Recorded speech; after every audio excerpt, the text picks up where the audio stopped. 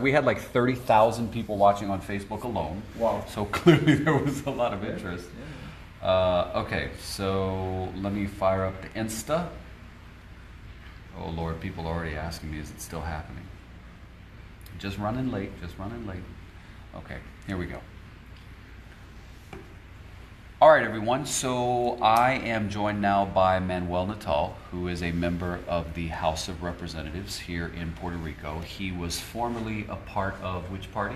Partido Popular Democrático, which is the Commonwealth Party here in Puerto Rico. And as he was explaining to me, here parties are determined by what your status is, right? Are you in favor of statehood, independence, or Commonwealth? So formerly of the Commonwealth Party, now Part of Movimiento Victoria Ciudadana, which is a new political movement that's fighting the corruption and the two-party system that has dominated the island for the last 80 years or so. And it's organizing not merely on the base of what status do you prefer, but rather on a progressive platform in favor of the people of Puerto Rico. And we have people within our movement that are pro-statehood. We have people within our movement that are pro-independence.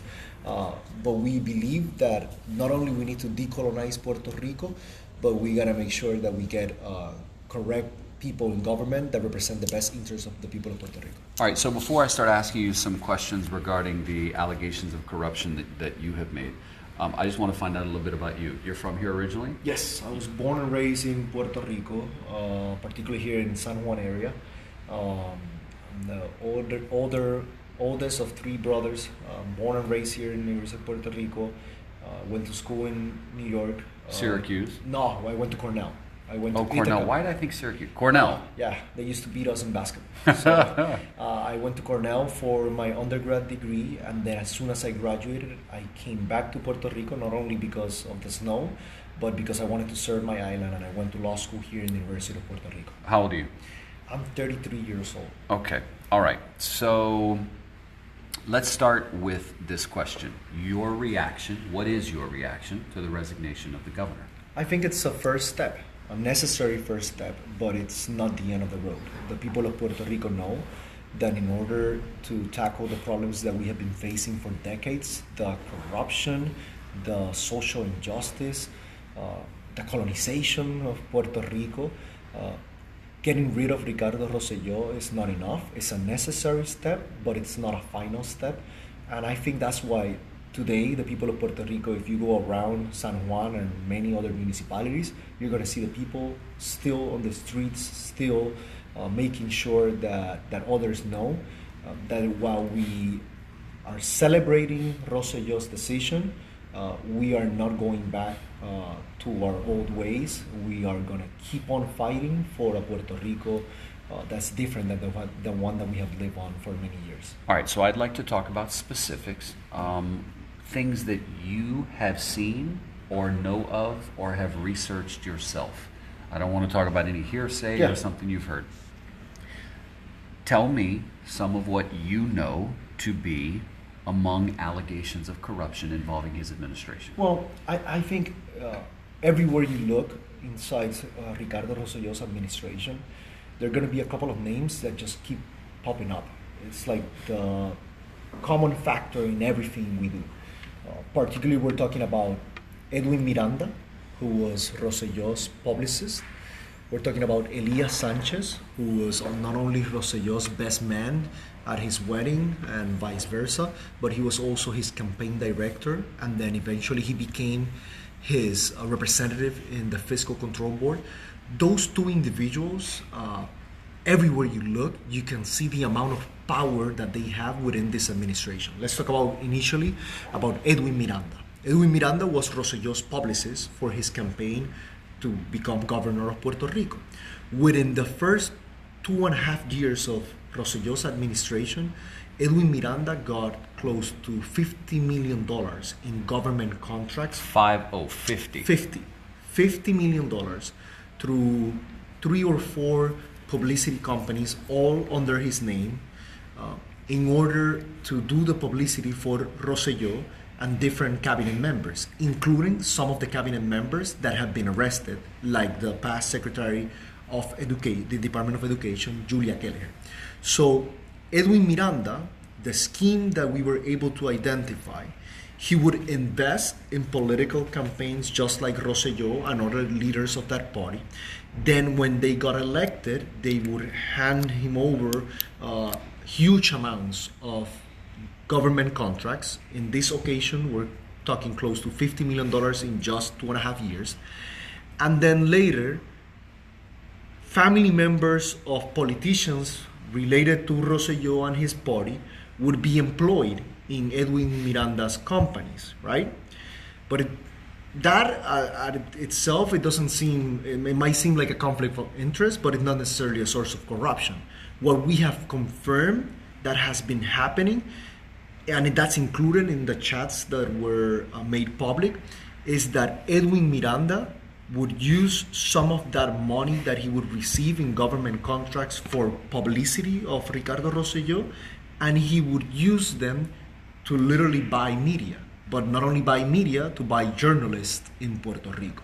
And you can see in the chat how they would instruct Edwin to make sure he would talk to particular journalists on what to ask or what to say to the governor, or what line to make sure that they promote in favor of Rosselló's administration. Can you give us an example? Well, one of the biggest journalists here in Puerto Rico, Rubén Sánchez, who's part of WKQ, has been pointed out and singled out in that chat as someone in the press that would receive instructions, that would receive what the governor's publicists wanted to make sure the public opinion knew, and they would use him in order to manipulate the public opinion. But that's not only the extent of the scheme. They would use government money to pay for interviews in those media outlets, including to Rubén Sánchez, in order to manipulate and favor the opinion of Puerto Ricans in terms of Ricardo Rosselló and his cabinet members. So that's an example of how they use public funding to manipulate public opinion through media outlets, through journalists, and it doesn't end there. We have seen that how they have used tax incentives to these media corporations, and they would give you the tax incentive depending if you play ball with them. If you were too hard on them, if you were pointing out the bad things about this administration, they would make sure to threaten you not to receive those tax incentives. That's one example. The other case is Elias Sanchez. Elias Sanchez, I think it's the tip of the iceberg. And he's under investigation right now at the federal level. Can I just pause? Yeah. Have you heard that, or you know that to be fact? That has been confirmed in media outlets here in Puerto Rico, that he's currently under investigation in a district court in New York. That's something that has been already confirmed.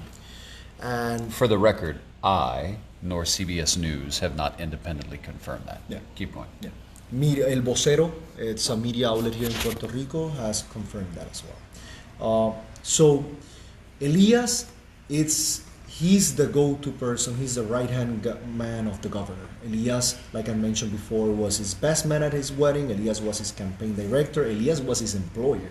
When when Ricardo Rosselló began campaigning in Puerto Rico, when he started to get his name out there, his source of income was coming from Elias' company.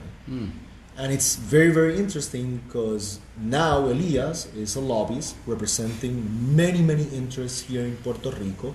And from the work that we have done in my legislative office, from the clients that we know that he's the lobbyist, those clients in 2.5 years have received under Rosselló's administration close to $1.3 billion in government contracts.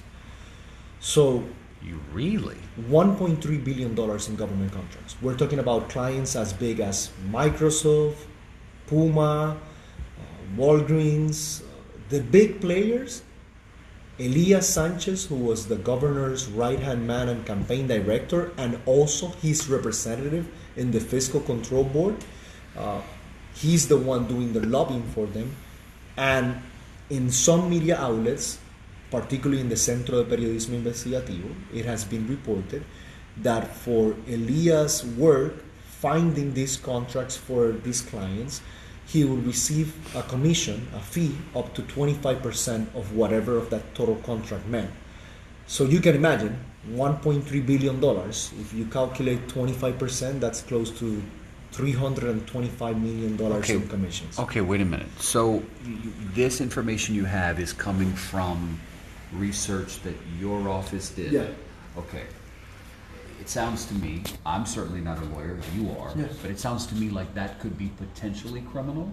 Well, the problem here in Puerto Rico is that we don't have great legislation when it comes to regulating this practice, which is very common in the States, the lobbying practice, right? So we don't have a law that requires these lobbyists to register anywhere to disclose what type of work they're doing in favor of their clients. The only thing we have is an administrative order within the House of Representatives and an administrative order within the Senate that they have to register there, that they have to disclose who are their clients, but they don't have to disclose what type of work they're doing in favor of those clients. They don't have to say, I met with Manuel Natal to talk about this particular project in favor of this particular client. That's some things that in other jurisdictions you have to do. Are there not federal violations that it might have violated? Well, I mean, that's something that when I initially did this investigation, I referred all my conclusions and all the evidence that I had, not only to the local authorities, but to the Federal Department of Justice here in Puerto Rico as well. Oh, you and did? Unfortunately, they haven't done anything when it comes to this. At least I haven't even got a letter answering or recognizing that they're investigating the information that I have made available to them. When did you send it? When it comes to Edwin Miranda and Coy, I sent that at the end of 2017. Okay, so the year Hurricane Maria made landfall. After the Hurricane Maria. All right, and what about Elias Sanchez? With Elias Sanchez, I have been referring that within the last couple of months. Unfortunately, the way that we would have more accountability when it comes to Elias Sanchez, it was during his time as a representative of the governor in the Fiscal Control Board. As you know, the Congress of the United States created a promesa, which was a legislation that supposedly was made in order to deal with Puerto Rico's debt problem. As part of that legislation, a fiscal control board was created over Puerto Rico's government. One member of that fiscal control board is appointed by the governor as his representative. Elias Sanchez was the person appointed by Ricardo Rosselló in that position. Okay, so let me tell you why this gets really interesting listening to you talk about this. Because just recently the Center for Investigative Reporting published some information about a contract that was, you know what I'm talking about, right? Of course. Okay, so a client of Sanchez Yes. who got and the Financial Management Oversight Board sent a letter basically saying, criticizing that. Yeah. So this is the story. Elias, right after... I'm just now connecting the dots Yeah. as I'm listening to you. No, like I told you, Elias is basically everywhere when it comes to this administration. As soon as Ricardo Rosselló is elected governor, he appoints his campaign director as his representative in the Fiscal Control Board. The first problem with that appointment, that Elias had previously represented as part of this law firm called Wolf Popper, that has offices in New York and has offices here in Puerto Rico, that Elias had previously represented bondholders. Bondholders that have an interest on what the Fiscal Control Board is doing. The Fiscal Control Board is the entity that's negotiating on behalf of the people of Puerto Rico the restructuring of our debt. So imagine this, you have someone representing that governor of Puerto Rico and the people of Puerto Rico on that Fiscal Control Board that had previous connections to some of the parties that might be affected positively or negatively by what that board decides. So he could use that information in benefit or to the benefit of his past clients and the clients that he might continue to represent as a lobbyist. Because when he was appointed representative of the governor to the Fiscal Control Board, he didn't stop doing his lobbying work. He continued to do his private practice as a lobbyist. And that became the first source of problem when it comes to Elias. And now, a couple of years after Elias left the board, the fiscal control board members are saying that they had problems and that they had referred some of the conflict of interest that they had supposedly identified with Elias and while he was a member of the board. Conflict of interest with the things that he was doing as a board member, but also the things that he was doing as a lobbyist for private interest. Did you? I've seen some YouTube videos that you Yes. did, as specific to Coy and Yes. Edwin Miranda. Yes. When you did those videos, did the governor or his administration ever respond? No. Did they distance themselves from Miranda? No. They actually continue the practice. They doubled down. They gave Miranda more government contracts. And as I continue my investigation, I was able to get some of the government agencies that had contracts with Miranda to show me those contracts, to show me the invoices that Miranda would give them in order to get paid for the contract that he had. And that's when things got a whole lot clearer for me, because I was able to see with evidence how the money that Miranda received was eventually put in the hands of journalists, of media outlets here in Puerto Rico. But not only that, how Miranda, since he had a couple of companies that had government contracts, he would be charging for the work he did with one company for meeting with the other company that he was also the CEO. And that type of double compensation, I refer to the fiscal authorities here and to the investigative authorities here, and unfortunately they didn't do anything. So no, Rosselló didn't distance himself from Miranda, because Miranda was part of the inner circle, like we saw confirmed on the chat, that were making day-to-day decisions on what this government wanted to do. So when it comes to Edwin Miranda, when did the governor separate himself from him? After the chat. And Elias Sanchez? I don't know if there's been an actual separation from Elias Sanchez, but because you got to remember this. When the chat comes out and all those conversations, well, only 50 days of conversations are made public, the governor says that he's going to take action. What he I guess proceeds to do. Those individuals in the chat that were government employees, most of them were let go. Only 2 of them were, the governor decided to let them stay in the administration, which was his Secretary of Gobernación, Gerandi, and his Secretary of Public Affairs, which is, his name is Maceira. The other members of that chat were individuals that had government contracts with Rosselló. Miranda was one of them. So they said that they were going to resign those contracts. Elias didn't have a government contract. Elias is a lobbyist. Elias is not in the business of getting government contracts. Elias is in the business of finding his clients government contracts and getting a fee out of those contracts. The governor publicly says that he cancels Elias' contracts. He was lying because Elias never had a contract. And so that's why I have trouble answering the question if the governor distanced himself from Elias, because in every single press conference after the chat was made public, he always protected Elias. He always made sure not to incriminate Elias in his answers.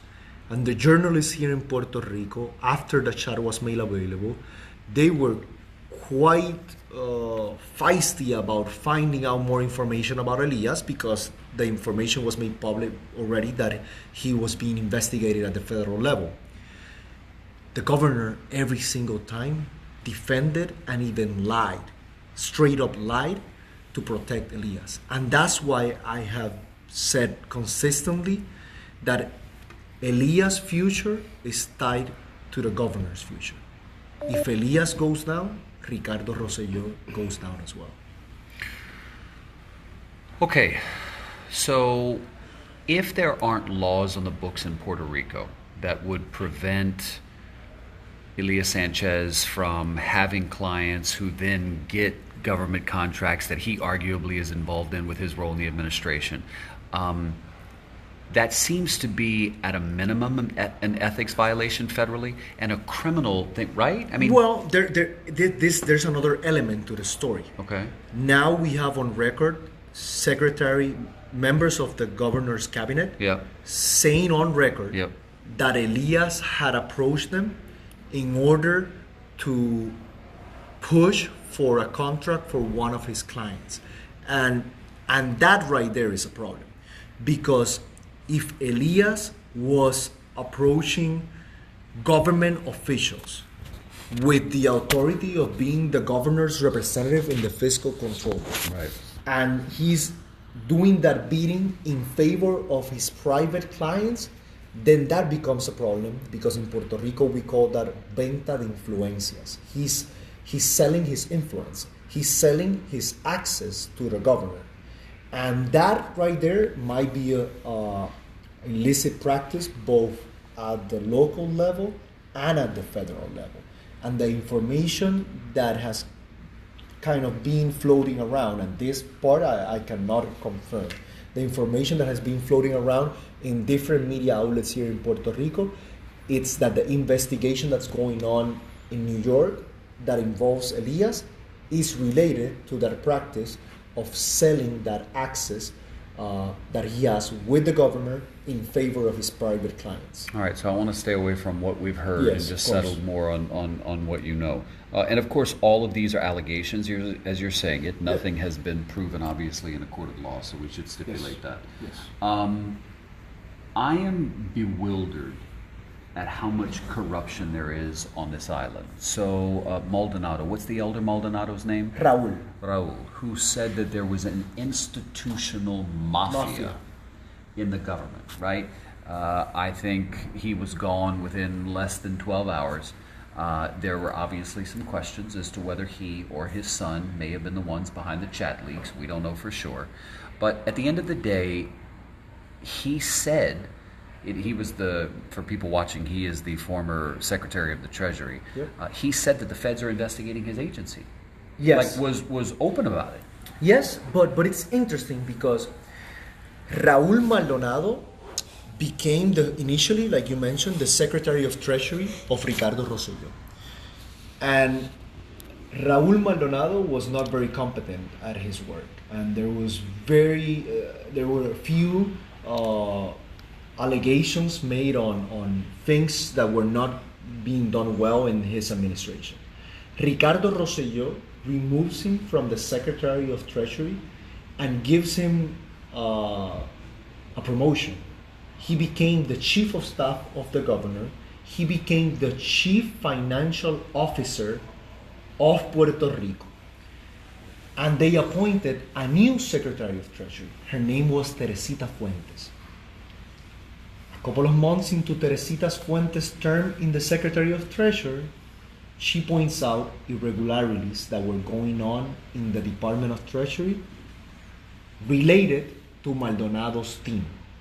What the governor did in that particular time, Teresita Fuentes resigned, and Maldonado was put back in his initial position as Secretary of Treasury.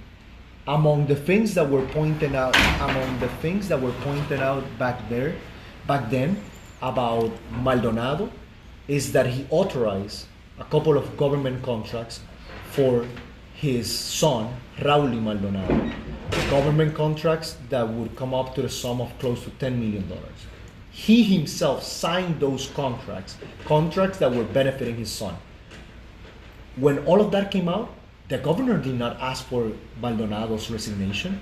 The governor put him back on his position as Secretary of Treasury. It was not only until he came forward denouncing corruption, denouncing an institutional mafia, that he was let go by Governor Rosselló. What that tells you, that he was not let go because of being an incompetent. He was let go because he was a whistleblower, because he came forward and denounced corruption within the administration, and that's scary. That's scary because it seems like it works like a mafia, like La Cosa Nostra, that if you keep silence and if you don't put anyone in danger, you'll get a benefit at the end of the road. Let me tell you why I'm not surprised. Because Rosselló, in my experience, would jump every time you put a camera in front of him and called him out on something.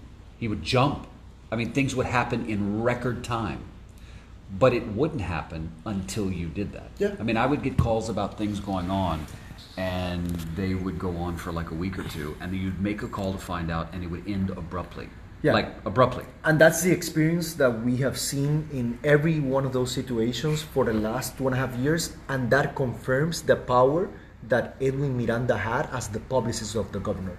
Public policies decisions were made based on media and communication strategy, on public image. The problem was there. They would ignore the problem. When that problem became a public image problem, when it became a problem that someone like you would point out, that's when they would deal with it. Yeah. And that tells you that, I guess their service to the people of Puerto Rico is not made out of the heart, it's made out of what's convenient and what helps them get reelected. Let's go over this for the people watching, and this is staggering. The governor has resigned because of this scandal. Yes. The lieutenant governor has resigned because of this scandal. The secretary of education resigned and has been arrested by the FBI. The chief financial officer has resigned as a part of this scandal. Yep. Who am I missing? I know I'm missing some. Well, the chief of staff Okay. for the governor Okay. resigned. Now, we as don't well. know, his resignation, he said, was just, I guess it was taking a toll on his family. I mean, you know, the press secretary, he's lost a lot of people. I'm just talking about along the realm of a scandal and or corruption.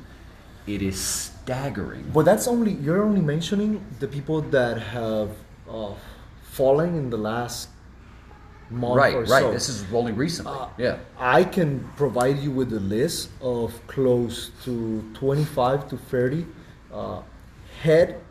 department heads of this administration that have been forced to resign related to different sorts of corruption scandals. Some of them are being prosecuted right now at the local level. So this is not an outside or like a separate incident. This is part of something bigger and does not necessarily limit itself to Rosselló's party, but to other parties that have had the chance of governing here in Puerto Rico. And you see some of those players that are also involved within this situation. So it's not only a matter of the statehood party here in Puerto Rico, but also the Commonwealth Party has been affected by this as recent as in last administration, in which a secretary of the Department of Recreation is currently being in the process of, he was indicted and he's in the process of being accused of corruption and fraud here in Puerto Rico. Why is there so much corruption on this island? Well, I would not push back on the statement. I would say is comparable and proportional to the corruption that we see in the United States. And I think, Really? Oh yes, David. And I would say this. The source of that corruption, both in DC and in San Juan, is the same.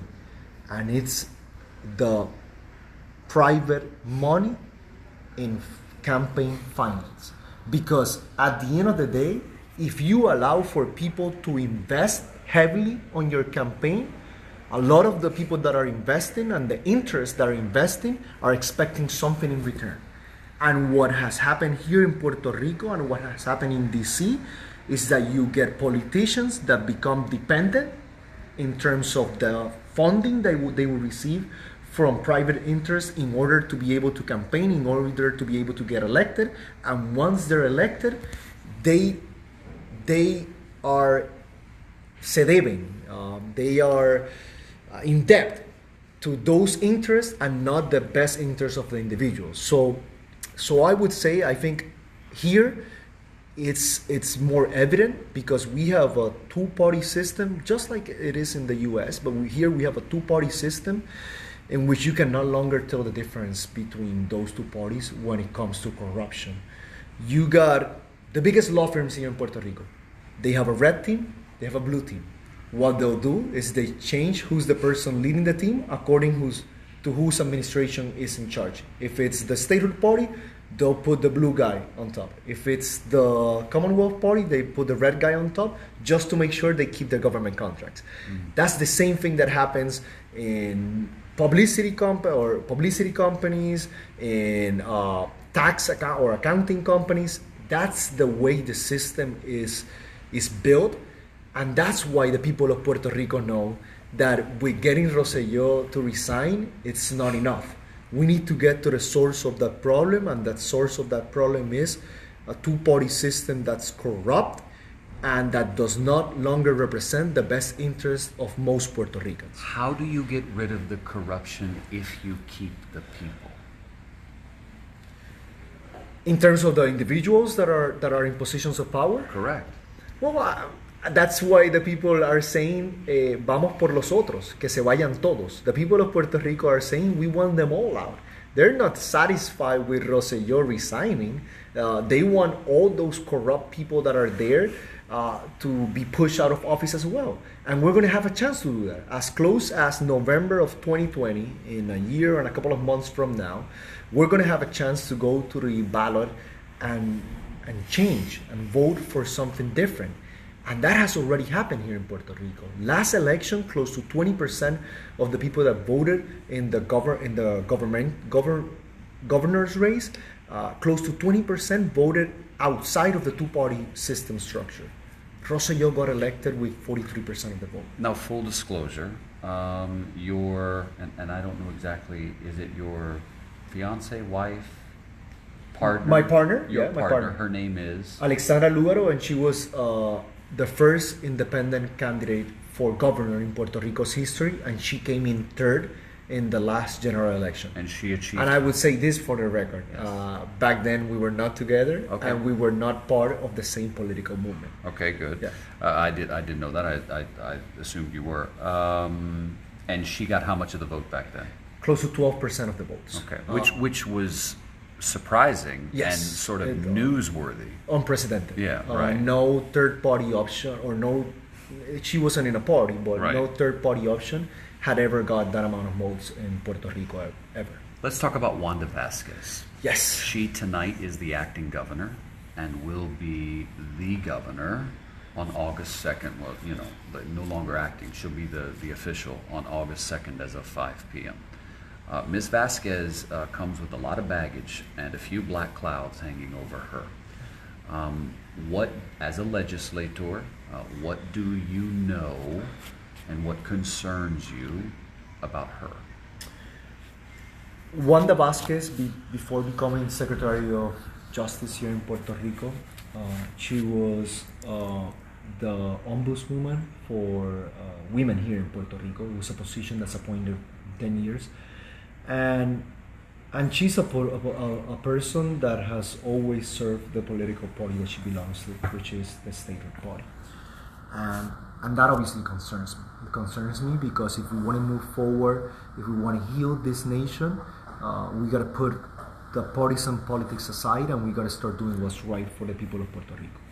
The second thing that concerns me with Wanda Vasquez, a lot of the investigations that I made as a legislator and that I have been denouncing for the last 2.5 years, that now most of them have been confirmed in the chat, I had referred to Wanda Vasquez in her capacity as Secretary of the Department of Justice. And unfortunately nothing has been done. And that's why I think that there is a problem moving forward, because if we have corruption on this island, the main department that's tasked in fighting that corruption is the Department of Justice, and we haven't seen one indictment, one prosecution. And so we should say for everyone watching that Ms. Vasquez's department the Justice Department is investigating the governor and the 11 others who were a part of that chat. The cell phones had to be turned over. Ms. Vasquez has recused herself from that. She has a prosecutor who's handling. But from what I've heard, just from people on the street, is they don't have a lot of faith that that investigation is going to turn out in a way that makes people believe. Yeah. We have a phrase in Puerto Rico that says, lo que empieza mal, termina mal. So what starts out wrong, it's going to end wrong, right, or it's going to end badly. And we should also say that WAPA TV, which does share video and has a partnership with CBS News, was reporting today that maybe you can help me with the title, the woman who is the Inspector General of the office, is going to investigate Ms. Vasquez as it pertains to the wagon investigation, one of which, right? So if you're wondering what that means, after the hurricane, there were the Office of the First Lady, under the umbrella of Unidos, started Unidos for Puerto Rico. Unidos for Puerto Rico raised money and asked for supplies. Supplies were donated, a lot of them, and a lot of money, tens of millions of